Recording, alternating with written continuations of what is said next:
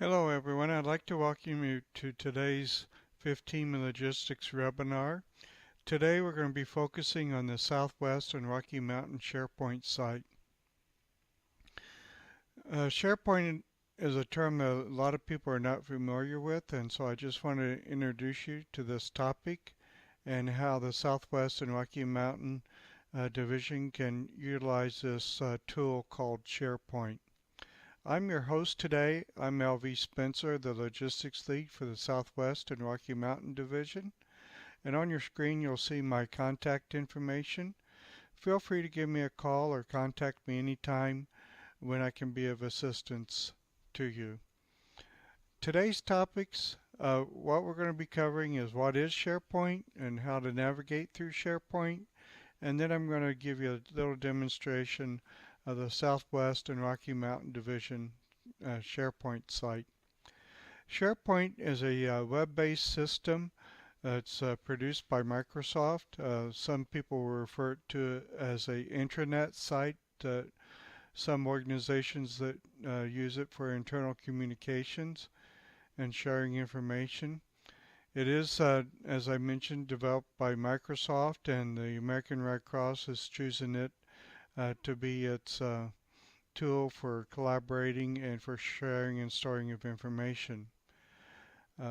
I like SharePoint and use it quite a bit. Sometimes people refer to the neighborhoods. Well, the neighborhoods are built upon the SharePoint platform, and I like the title SharePoint a little bit better because when you're looking for information about the neighborhoods, you won't find it out there because that's a Red Cross term.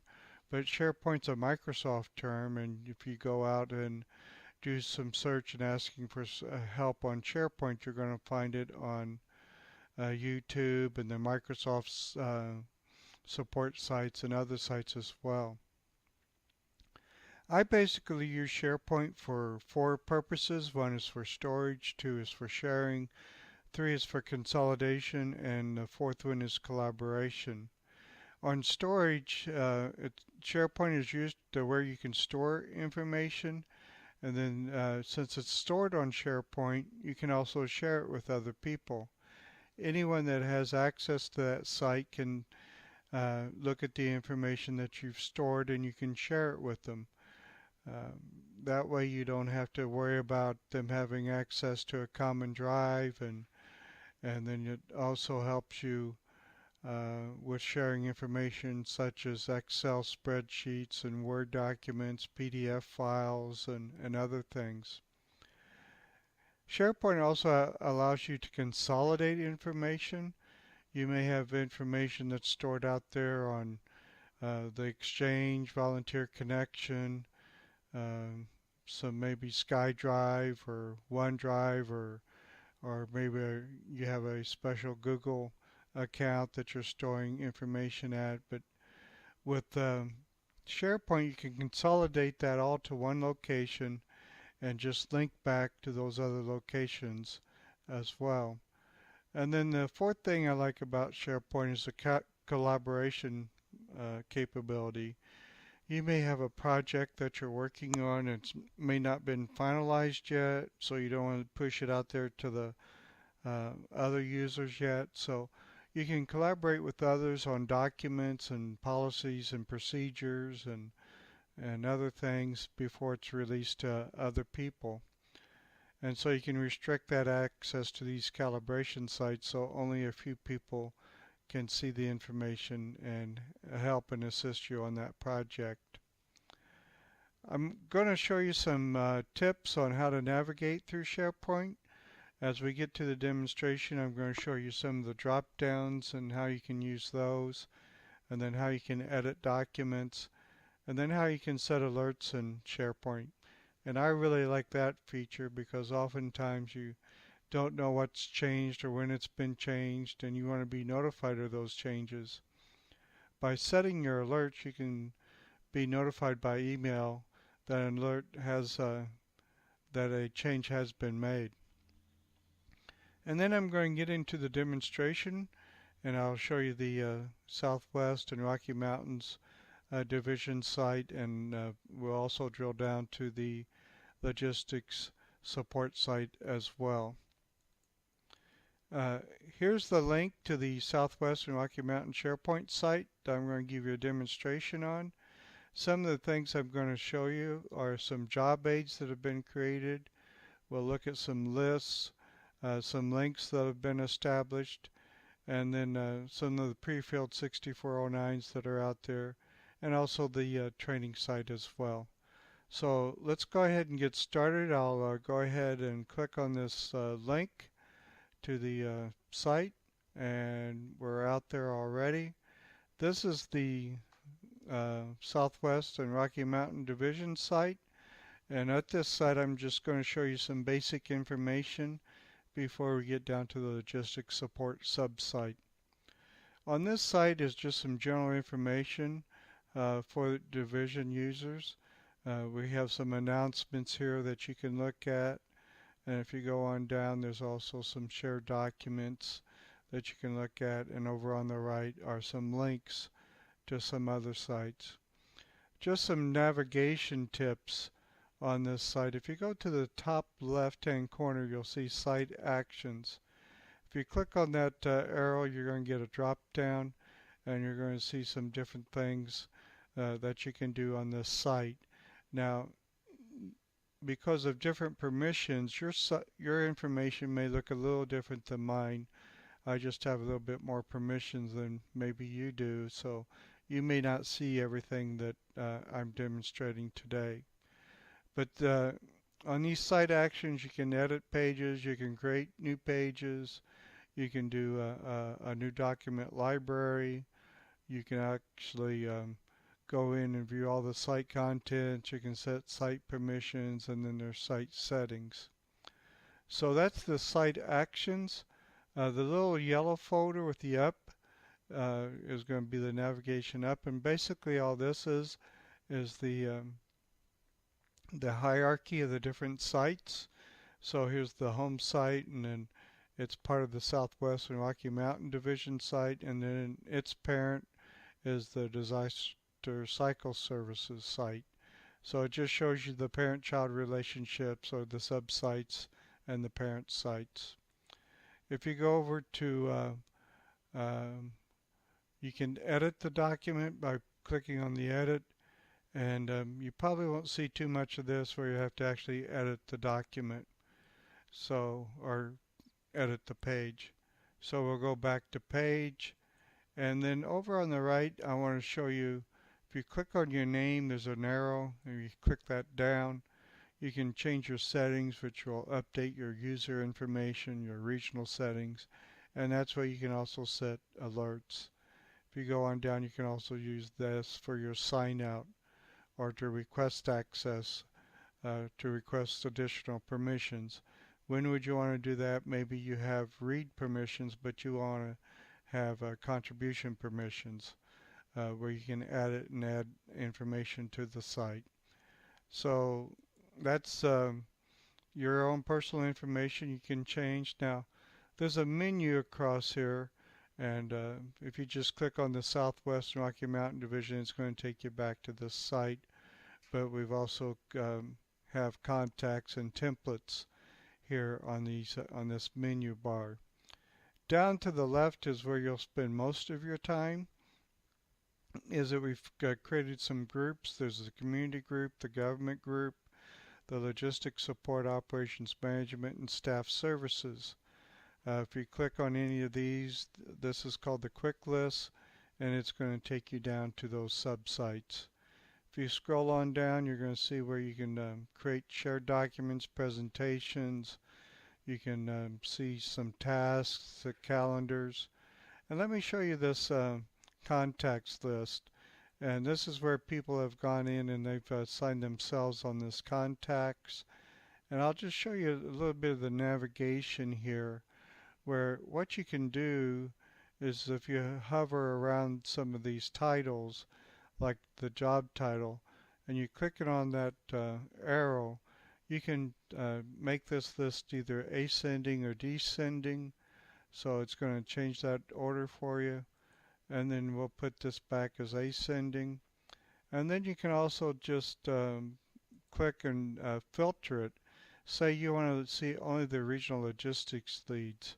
So you click on there, and then these are the logistics leads that have signed in uh, and put in their information.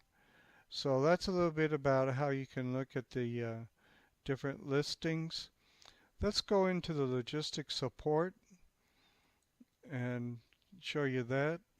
Here's the logistics support site, and it starts off with a picture there and some general information. Have no announcements yet, but we would be putting those out here as well.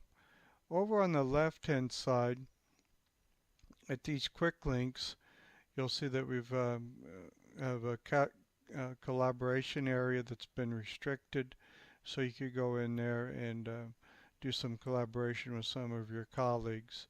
And then we have some shared documents where you could go in, and there's some job aids. Let me show you some of these job aids that has been created. So if you just click on the red here, let's go down and look at the um, loading of box trucks.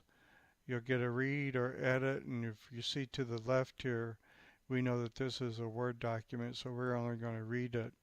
So here's a Word document that's been created on how to load a box truck. And I have to put in my password to get to it. Okay, it should be pulling up here in a few seconds. Word is activating, and we're going to enable editing so you can see this a little bit better.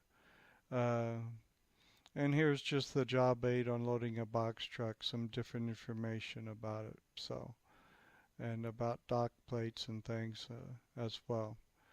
So this will show you how you can actually load a box truck. So since this is read, I'm going to X out of there, and it does take me right back. And sometimes we want maybe instructions on how to build a pallet. So here's the instructions on how to build a pallet. And again, I need to use my password to get in.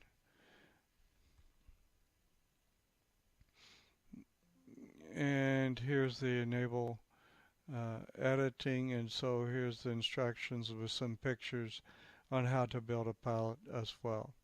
So that's how you can use look up some information on the job aids. We've also created some pre-filled requisitions.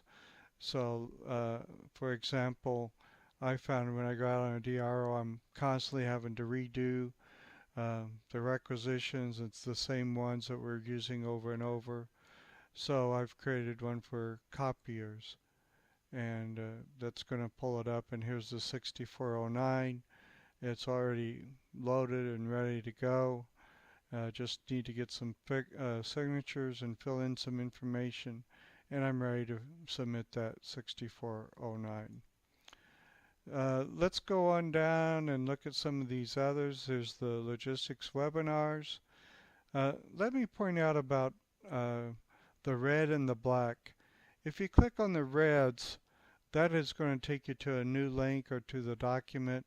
If you click on the black, nothing will happen, but you always want to try to click on the reds, and then it's going to take you and to provide you more information. On down here's a supply list. We've created some supply lists, so inventory lists, shopping lists. We have down here the presentations. So if you want to look at some of the older webinars that have been done, those have been posted out here as well. Here's a site for pictures. So if you want to see some of the logistics pictures that have been posted from different events or situations, you can go out there and look at them. Let's go back to the logistics site and say I want to look at some of these links. Here we've created some links that's going to take you out either to the exchange or some public links or internet sites. Just quickly, I'll show you the suppliers. This is a listing of the national suppliers, and we've created some notes about them. So if you want to know a little bit about who our national suppliers and how to access them, you can go here. And the final thing I want to show you is the videos. I've tried to record as many of the webinars as I can, and so here's a listing of the videos, and if you click on those, it's going to take you to YouTube where you can view the videos. So that's the logistics sub-site, and to go back to the division, we just click on the Southwest Rocky Mountain Division, and it's going to take us back. So that pretty much does it for the demonstration. I've tried to show you the job aids, the list, the links, and the pre-fields. And for the sake of time, I wasn't able to do the training, but if you look around there, you'll be able to find the training ones as well. One last thing I want to remind you is to update your availability and volunteer connection. We want to make sure who's available for deployments and who's not available.